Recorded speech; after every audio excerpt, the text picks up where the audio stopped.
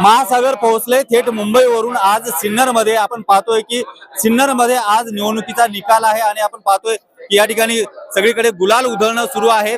आणि या गुलाल उधळत असताना जवळपास 9 वर्षानंतर या निवडणुका आल्या आहेत. 288 पैकी जवळपास 260 ते 65 निकाल आतापर्यंत जाहीर झाले आहेत. पण या सिन्नरमध्ये जनता नक्की कुणाला कौल देते हे पाहणं देखील गरजेचं आहे.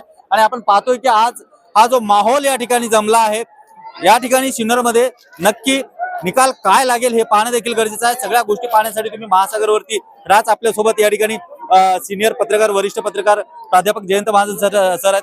सर, काय वाटतं सिन्नरचं भवितव्य नक्की काय? कारण थोड्या वेळामध्येच सिन्नरचा भवितव्य क्लिअर होईल. नाही, परिस्थिती अशी निर्माण झालेली आहे. सिन्नरचं राजकारण हे ज्या गटाभोवती फिरतंय, त्या गटाचे प्रत्येक गटाचे आता सुरुवातीचे जे कल आलेले ते प्रत्येक गटाला न्याय देणारे आलेले. म्हणजे राजाभाऊ वाजेंच्या समर्थनार्थ जे उद्धव बाळासाहेब ठाकरे यांच्या शिवसेनेचे अनेक उमेदवार विजयी झालेले, भारतीय जनता पक्षाचे उमेदवार झाले, माजी मंत्री माणिकराव कोकाटे यांना मानणारे एक मोठा वर्ग आहे, त्यांचे उमेदवार विजयी झालेले. या क्षणाला प्रत्येकाचे 2-2, 3-3, 4-4 उमेदवार विजयी झालेले आहे. आणि सगळ्यात महत्वाचे नगराध्यक्ष पदाची जी निवडणूक आहे, त्या नगराध्यक्ष पदासाठी मात्र माणिकराव कोकाटे यांचे खंदे समर्थक विठ्ठलराजे भोसले या आत्ता आलेल्या कलानुसार 4300 मतांनी आघाडीवर आहे, अशी आता लेटेस्ट माहिती आलेली आहे. पण या ठिकाणचं नगराध्यक्ष पद नक्की कुठल्या पक्षाला जाईल काय वाटतं?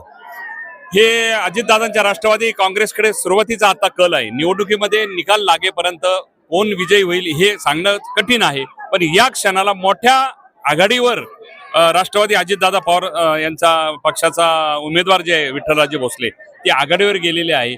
तसे पाहिले तर दोन्ही गावातलं छोटंसं राजकारण आहे. इथं कटुता काही दिसत नाही. सगळे एकमेकाच्या विजयामध्ये सामील झालेले. पराभूतांनी सुद्धा एकमेकाला शुभेच्छा दिलेल्या आहे. विजयी झालेल्यांनी देखील पराभूतांना आलिंगन दिलेले. ते सिन्नरचे वातावरणच वेगळे आहे.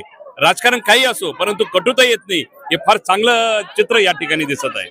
आपण पाहतोय की या ठिकाणी ज्या पद्धतीने गुलाल उधळला जातोय आणि आपण यांना पाहतोय की काय वाटतं, काय आनंद वाटू राहिला.